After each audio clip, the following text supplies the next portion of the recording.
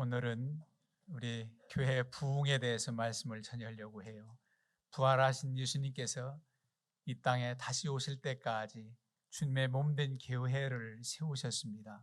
그의 제자들을 통해서 세우셨는데 그 마지막 당부, 바로 마태복음 28장 있는 말씀대로 너희는 가서 모든 민족을 제자로 삼아 아버지와 아들과 성령의 이름으로 세례를 베풀고 내가 너희에게 모든 분부한 것들을 가르쳐 지키게 하라. 마지막 주님의 부탁하신 말씀이에요. 그리고 한 가지 부탁이 더 나온다면 오늘 사도행전 말씀이 나와요. 1장 4절 이하에 보면 우리가 다 봉독하지 않았지만은 뭐라고 말씀하시느냐면 사도와 함께 모이사 그들에게 분부하여 이르시되 예루살렘을 떠나지 말고 내게서 들은 바 아버지께서 약속하신 것을 기다리라. 요한은 물로 세례를 베풀었으나 너희는 몇 날이 못되어 성령으로 세례를 받으리라. 즉 성령을 기다리라는 겁니다. 이 두 가지 부탁을 하셨어요. 모든 민족을 제자로 삼아 아들과 아버지와 아들 성부 성자 성령의 이름으로 세례를 베풀고 그 다음에 뒤에서 마지막 당부를 예루살렘을 떠나지 말고 성령 보혜사 성령을 기다리라. 그래야 이제 주님이 부활 승천하신 이후에 남겨놓은 주의 제자들이, 주의 권속들이 이 험한 세상을 이기며 살 수 있는 근거가 됩니다. 그래서 이 복된 소식을 저들이 확신하고 또 전하라고 분부하신 겁니다. 부흥하면은 우리 어렸을 때 심령대부흥성회 해서 부흥성회 앞에 꼭 심령대부흥성회 그랬어요. 우리의 영혼이 소생한다는 거예요. 쇠퇴한 것에서 일어난다는 게 부흥의 뜻입니다. 쇠퇴한 것에서 일어난다. 오늘 이 시대에 이제 코로나를 극복하고 이겨내면서 우리의 영적으로 침체됐거나 교회적으로 나약했던 우리의 모습이 다시금 성령의 불로 말미암아 일으킴을 받아 하나님의 기쁨이 되는 우리 개개인 성도, 하나님의 기쁨이 되는 교회가 되어야 될 줄로 믿습니다. 우리에게 요구하신 하나님의 뜻이에요. 그래서 부흥되는 교회. 근데 부흥하는 교회라는 그런 제목이 더 와닿을 건데 저는 부흥되는 교회예요. 왜 그러냐면 부흥은 내가 열심 내서 부흥한다, 내가 시킨다는 게 아니라 하나님께서 부흥되게 하신단 말이에요. 즉 누가 돌아가셨을 때 소천하셨다 이렇게 않고 소천되셨습니다 그러지요. 하나님의 부르심을 받았다는 거예요. 내가 가는 게 아니에요.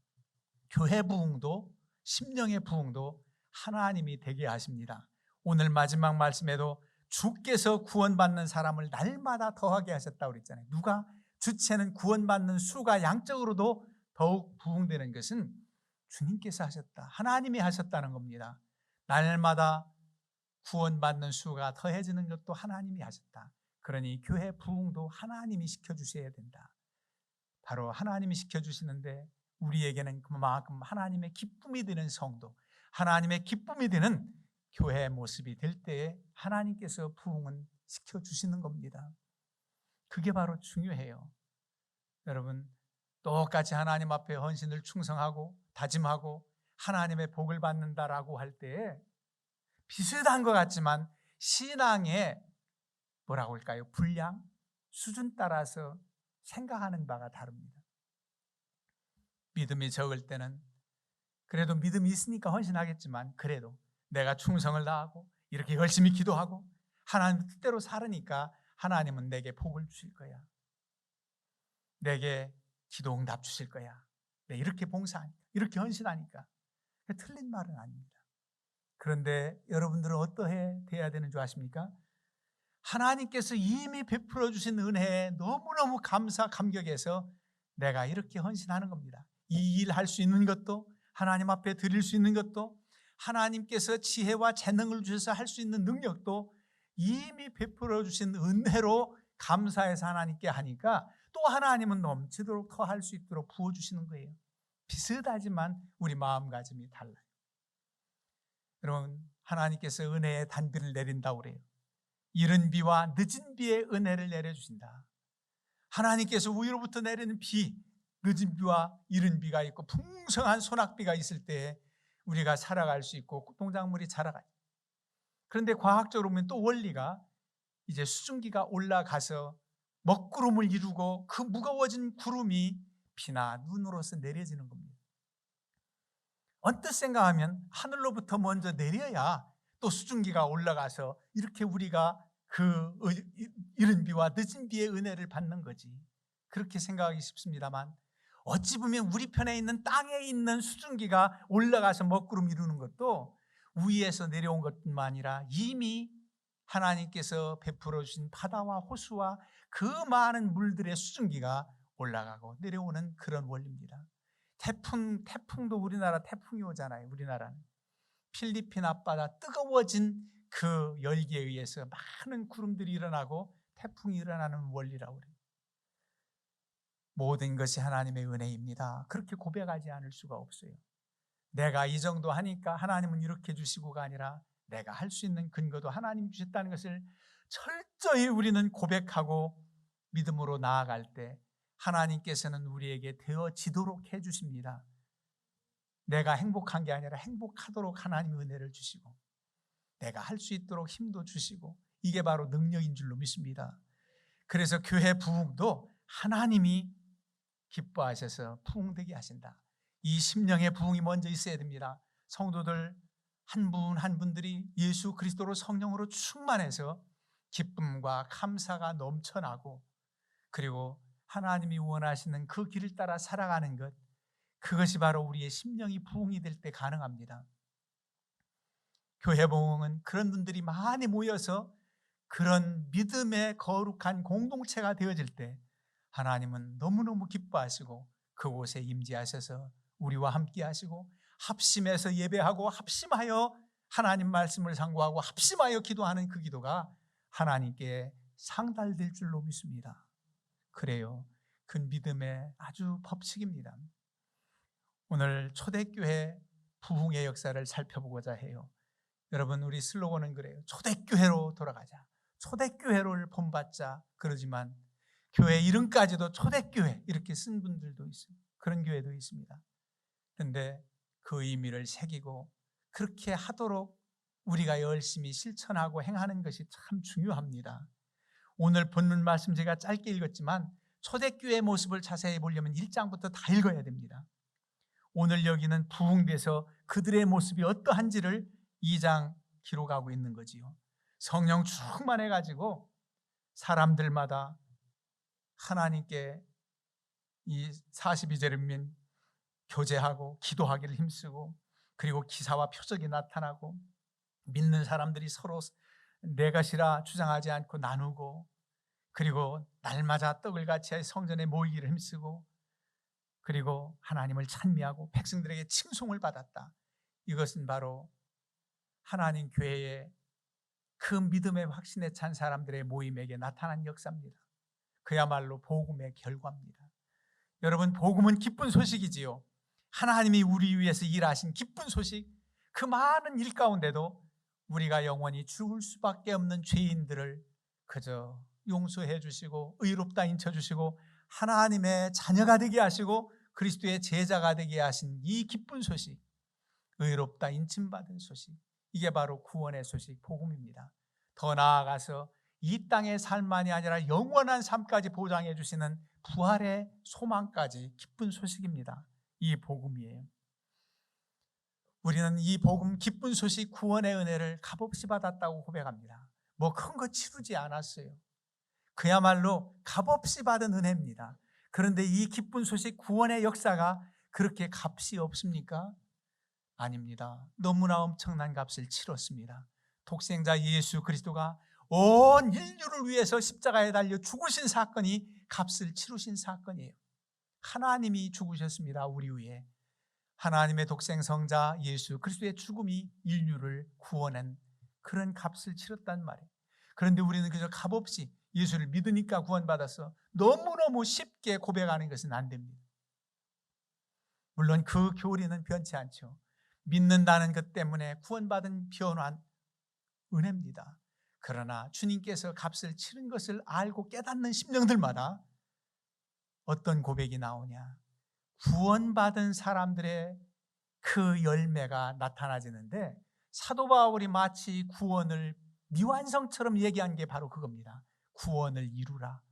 구원 받았는데, 왜냐하면 구원받은 하나님의 자녀 그리스도의 제자가 된다면 그 은혜를 깨닫고 감격해서 이제는 내가 주와 함께 십자가에 못 박혔다는 겁니다. 그리스도와 함께 십자가에 못 박혔나니 이제는 내가 산 것이 아니라 내 안에 사신 그리스도께서 사는 삶이래. 내 안에 주님이 사는 삶을 살겠다는 겁니다. 그게 바로 구원받은 사람들의 삶으로 이어져야 됩니다. 만약 구원받고 우리의 의무가, 거룩한 이 의무가, 천사도 흠모할 만한 이 의무와 이 하나님께서 주신 사역을 기쁘게 감당하지 않으면 우리는 구원에 감격 있는 사람이 못 됩니다. 복음의 결과가 있어야 돼요. 복음의 결과는 그 기쁜 소식을 주시고 은혜 주신 하나님께 우리가 최소한도 보답하는 겁니다. 그게 바로 값을 치르는 거예요. 우리 입장에서 얼마만큼 값을 치러야 되냐, 나만 몇만 우리 교회만 값을 치르는 게 아니에요. 예수 그리스도의 그 고난의 십자가는 몇몇 믿을 사람들만 위해서 십자가 지신 게 아닙니다.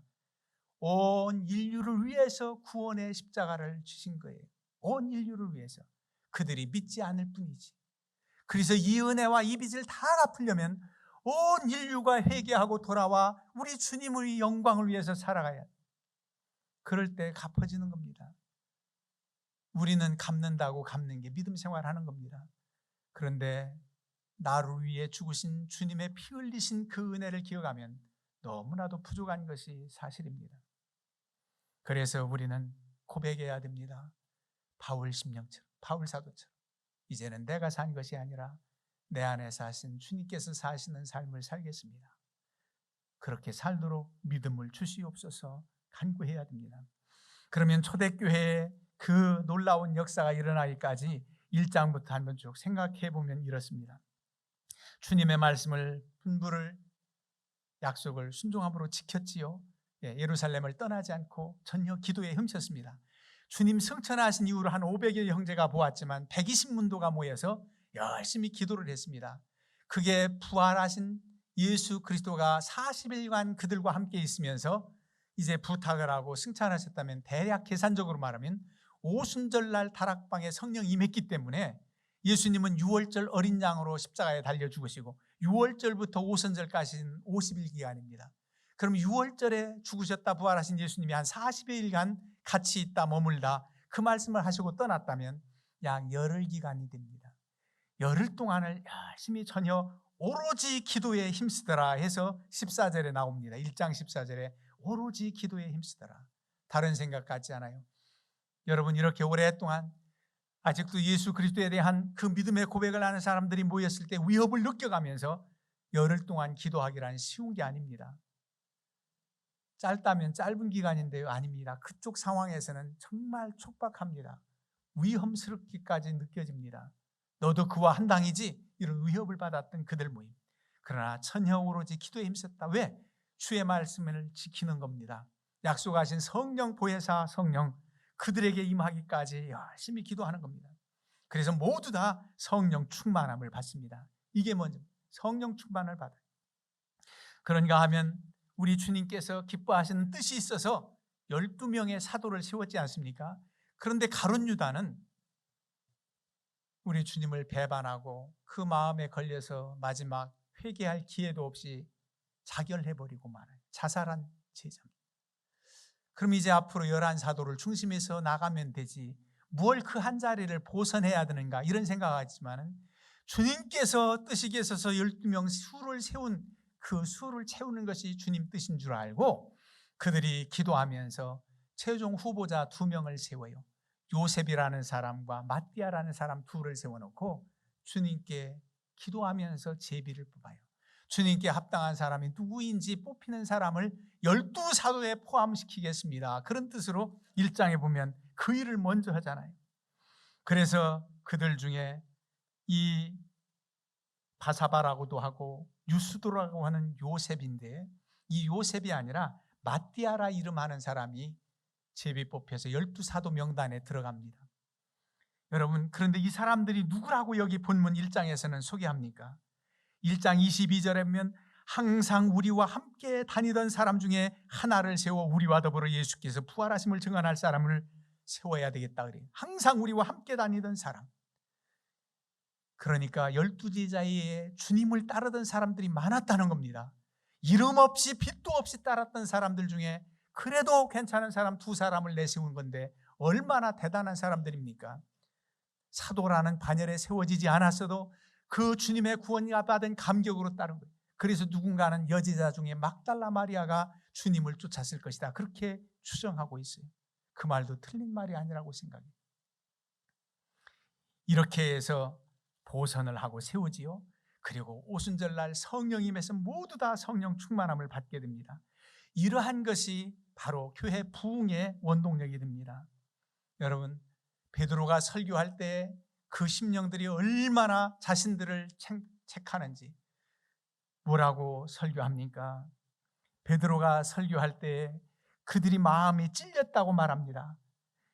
그런즉 이스라엘 온 집은 확실히 알지니 2장 36절 너희가 십자가에 못 박은 이 예수를 하나님이 주와 그리스도가 되게 하셨느니라. 너희가 예수를 십자가에 못 박았다는 겁니다. 나 아닌데, 로마 병정이 받았는데. 지금 그런 뜻이 아니에요. 예수 그리스도를 배반하고 그를 십자가에 못 박으라고 얼마나 애쳤습니까? 그 회중들이 지금 베드로 설교를 듣고 있는 사람들도 많습니다. 다른 사람이 아니에요. 그게 와닿을 때 그래, 내가 십자가에 못 박았지, 통회하고 자복합니다. 여러분, 오늘날 2000년이 흐른 이 시대에도 하나님을 잘 믿을 수 있는 근거는 뭡니까? 그 2000년 전에 십자가에 달리신 주님이 나를 위해 죽으셨고 저 십자가를 바라볼 때마다 피 흘리시는 주님의 은총을 날마다 새롭게 경험하는 사람이 지금도 그 체험적인 신앙을 가지고 살아가는 사람들입니다. 그래서 변치 않고 하나님을 섬길 수 있는 거예요. 그들이 마음에 찔렸어요. 우리가 어찌할꼬. 그럴 때 그들이 세례받기를 주저하겠습니까? 다 세례를 받아요. 여러분, 이 시대에 세례받는다는 건 주님과 함께 죽겠다는 겁니다. 나는 크리스찬으로 살아간다. 가진 불이익을 당하고 사자 굴 속에 다시금 십자가에 처형당할지라도 예수를 믿겠다는 겁니다. 그런 결단을 해요. 그래서 이제는 내가 산 것이 아니라 나를 위해 죽으신 십자가에 달리신 주님처럼 살겠다는 고백이 나오는 겁니다. 다 세례를 받고 죄사함을 받으라. 세례를 받고, 그날에 세례를 받고 구원받은 사람이 3,000이나 더 하더라. 놀라운 역사지요. 그럼 우린 세례를 받았는데 오늘날 우리 이 침체되고 유약한 우리 성도들이 어떻게 일깨워져야 됩니까? 날마다 성령 세례는 부음이 돼요. 성령 세례, 바로 성령의 기름 부음은 우리에게 충만해야 됩니다. 과거 나 학생회장 때 성령 충만했지. 그때 나 방언의 은사도 받았어. 그때 대단히 새벽기도 나가면 열심히 다 했지. 과거에 우리는 받은 은혜도 귀하지만 성령은 날마다 새롭게 마셔서 우리로 하여금 확신을 가지고 주의 일 사명 감당하게 합니다. 그게 바로 오늘 우리 시대가 사모할 일입니다. 성령 충만 받으시길 믿으시길 바랍니다. 성령 충만하지 않고는 주의 일 감당할 수가 없기 때문입니다. 그리고 이제 이들의 모습이 어떠했느냐? 사람마다 두려워하는데 사도들로 말미암아 기사와 표적이 많이 나타났다. 사람마다 두려워한다. 여러분, 하나님께 대해서 두렵고 떨리는 마음을 갖는 것, 경외감 갖는 것은 마땅합니다. 그런데 이때 사람마다 두려워한다는 것은 하나님께서 사도의 권위를 세워주시고 그 사도의 권위에 도전하지 못하도록 하나님께서 세우신 권위입니다. 그런 권세입니다. 그래서 두려워하는데 그때 어떤 시험이 닥칩니까? 초대교회에 아나니아와 삽비라를 여러분들 아시지요? 그냥 하나님 앞에 믿음이 없는 대로 믿음이 없으면 솔직하게 했으면 좋은데 재산 일부를 빼돌리고 다 돌린 것처럼 베드로 앞에서 성령을 속이느냐 그럴 때 그 자리에서 죽어간 아나니아, 그의 부인 나중에 와서 그도 똑같아 삽비라. 여러분, 나중에 베드로 앞에서는 삽비라도 똑같다. 대부분 믿음의 분량이 정말 우리 식구들이 다 같아지길 원해요. 다 같아야 됩니다. 믿음의 분량이 누가 먼저 출발하고 나중 출발했지만 정말 장성한 분량까지 자라갈 때 함께 은혜를 경험하고 함께 하나님의 사신 역사를 체험하게 됩니다. 그래서 사도들을 하나님이 함께 하시는 사도들도 두려워하는 마음들이 나타나는 거예요. 그러니까 하나님께서 또 사도들을 권위를 세워주시느라 기사와 표적이 사도들로 말미암아 나타났다 그랬습니다. 오늘날에는 만인 제사장이라고 그래요. 교회에서도 물론 담임 목사를 또 목회자 주의 종들을 존경하는 마음들을 갖는 것은 잘못이 없습니다. 대단해서가 아니에요. 하나님께서 기름 부어 세우신 종이니까 하고 받드는 거죠. 그런 믿음이 있기 때문에 믿음의 가정에서는 아무리 부모님이라도 자기 자식이 목사가 됐을 때 누구야 아무개야 그렇게 하지 않습니다. 목사로 존중을 해줍니다. 믿음의 집안은 그래요. 하나님께서 그렇게 권위 있게 하시고 질서 있게 초대교회를 세워주십니다. 그러니까 마띠아 그 자리를 또 세워서 12사도를 세우는 겁니다. 7집사님을 세워서 할 때도 다 안수해서 그들을 세웁니다. 그만큼 사도적 권위를 세워주시는 거지요. 그렇게 교회가 이제 질서 있게 성장할 때 그들을 통해서 기사와 이적이 나타났다. 여러분, 기사와 이적 오늘날에 왜 그런 게 안 보입니까? 라고 하십니까? 물론 주의 종된 사람들을 통해서 역사하시고 여러분들을 통해서 주님은 일하십니다.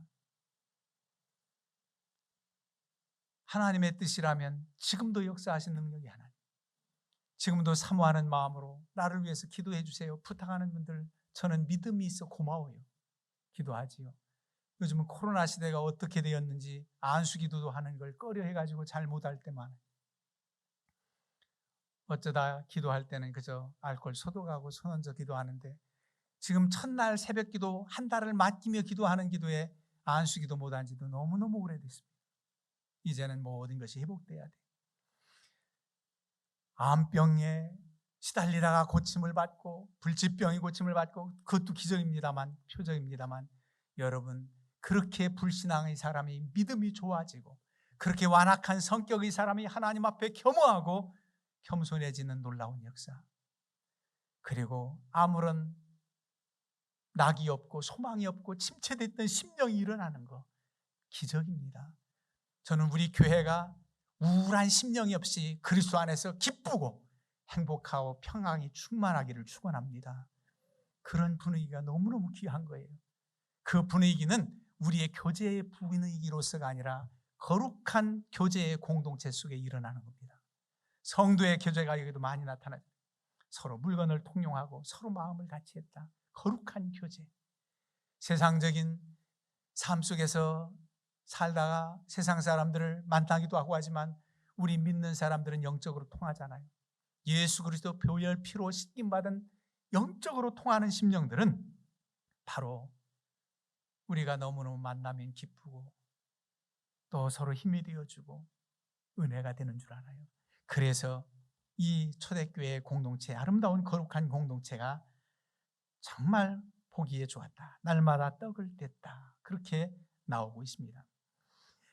그런가 하면 성전에 모이기를 힘씁니다. 모이기를 힘씁니다. 우리는 가정에서 예배드리고 가정이 든든히 세워지는 작은 교회를 경험했습니다. 이 코로나 시대에 경험했고 수요일 저녁에 가정 예배를 드려보기도 하고 가정이 믿음으로 세워지는 훈련도 했습니다. 그런데 우리가 함께 모여서 하나님을 찬양하고 기뻐하는 이 예배 공동체야말로 너무너무 하나님이 기뻐하시는 모습입니다. 성전에 모이기에 힘쓴다. 다시금 우리가 사모하는 대로 회복해야 됩니다. 여러분들이 얼마만큼 사모하느냐만큼 이제 다시금 그 이전에 코로나 이전보다 더 찬양 예배가 기다려지고 내가 소리를 높여 찬양으로 영광 돌리는 그러한 기쁨의 잔치, 축제가 될 것입니다. 하나님께 영광 돌리는 찬양이 될 것입니다. 그런 모습이 바로 이 교회의 모습들이었습니다. 하나님을 찬미했다고 그러잖아요. 하나님을 찬미했다. 하나님을 찬미하는 것은 여기 찬양대만 찬미하는 게 아니라 우리 각자가 우리 마음속에서 우러나는 찬양이 감격이 넘쳐야 됩니다. 하나님께 대한 불만과 원망, 불평이 있으면 하나님을 찬양하고 찬미할 수 없습니다. 여러분들 하나님을 찬양하는 게 곱조를 붙여서 하나님 찬양하는 노래도 되지만은 하나님을 찬미하는 것은 여러분들이 입술로 고백하는 것도 하나님의 찬미의 제사입니다. 와, 하나님 대단하십니다. 하나님 감사합니다. 놀랍습니다. 하나님께 대한 그 믿음의 찬양 영광 돌리는 고백, 그게 바로 시인들이 읊조리던 거예요. 거기에 곡조가 붙여지면 찬양시가 됩니다. 찬미가 넘쳐나야 됩니다. 그리고 백성들에게 칭송을 받았다는 거예요. 온 백성들에게 칭송을 받았다. 그래서 구원받는 사람 날마다 덕에 있다는 겁니다. 백성들이 믿는 사람들을 인정해 주는 거예요. 오늘날과 같이 교회가 손가락질 당하고 지탄하는 영적 싸움이니까 무조건 욕하고 무조건 저주하는 것 이해갑니다만, 그래도 우리의 역할과 우리의 책임은 대단해야 됩니다. 세상은 더욱더 타락되면 타락할 수 있도록 할수록 오히려 교대에 은근히 교회에 성도들에게 기대합니다. 당신들만은 어찌 보면은 이기적이지요. 최후의 보루처럼 당신들만의 거룩성은 유지됐으면 그럽니다. 오늘날 거룩, 죄사함, 용서 이런 설교를 듣기 좋아하는 시대라고 그래요. 좋아하지 않는다는. 그러나 그건 변함없는 진리예요. 세상이 타락할수록 우리는 더욱더 주 앞에 정결하고 세상의 빛이 돼야 하나님께서 기뻐하셔서 돌아오게 합니다. 언뜻 보면 세상 사람들과 동화돼서 같이 놀고 먹다 보면 그들도 함께 교회 나올 수 있고, 야, 너 만나보니까 참 나랑 통한다, 즐겁다. 그래서 듣는 줄 아십니까? 전도하기 위해서 그들을 만나러 가고 그들과 함께 한다 할지라도 우리의 거룩성은 추호도 변치 말아야 됩니다. 전도하러 갔더니 술잔을 기울인다? 여러분들 사이다를 마셔도 얼마든지 전도할 수 있습니다. 얼마든지 믿으면 그게 뭐 죄는 아니냐, 죄냐 하기를 그런 열정이 있어야 돼요. 그럴 때 하나님께서 감동케 하셔서 그들이 하나님께 돌아옵니다. 저 십자가를 바라보다가도, 술 취하면서 새벽녘에 십자가를 바라보아도 은혜가 돼서 돌아온 사람 있지 않습니까? 예전에 교회 종소리 듣고 왔다는 사람들도 있어요. 교회 나가보지 않던 사람. 그게 거저됩니까? 믿는 사람들이 눈물로 기도하고 하나님의 몸된 교회를 사랑해서 십자가 탑까지 세운 그 믿음의 열정이 그들을 감동케 하는 줄로 믿습니다. 우리의 헌신과 수고가 헛되지 않아요. 믿음의 거룩성이 헛되지 않아요. 그래서 타락할 수 있도록 할수록 하나님의 사람들을 하나님께서 예비하시고 바알에게 입맞추지 않은 사람들 많아지길 바라는 거예요. 세상이 패역하고 타락해서 하나님께서 구원받을 사람이 많지 않아요. 그래서 노아 가정 8식구만 구한 겁니다. 하나님께서 어느 정도 기준을 세우시고 그 백성들을 구하고자 했다면 어떤 방법으로든지 더 많이 구했겠지요. 그런데 그 시대에 합당한 사람은 노아 가정뿐이 안 된 거예요. 안타깝지 않습니까? 오늘 이 시대에 하나님께서 교회들을 세우셨습니다. 크고 작으냐가 문제가 아니에요. 하나님이 기뻐하시는 교회, 하나님께서 기뻐 여기시는 성도들이 하나님의 기쁨이 되는 그런 교회, 그런 교회를 먼저 우리의 심령이 변화돼서 기쁨이 되게 하시고 우리 교회가 구원받는 사람들이 날마다 더해지는데, 그냥 처음 나올 때 다 믿음 없는 사람처럼 나오기도 하지만은 이미 준비돼서 정말로 여러분들을 통해서 급성장하는 초신자 한 번 기대해 보세요. 내가 전도한 사람이 나보다 더 앞서네, 이런 정도. 그런 믿음의 공동체가 되어야 됩니다. 그때 하나님의 기쁨이 됩니다.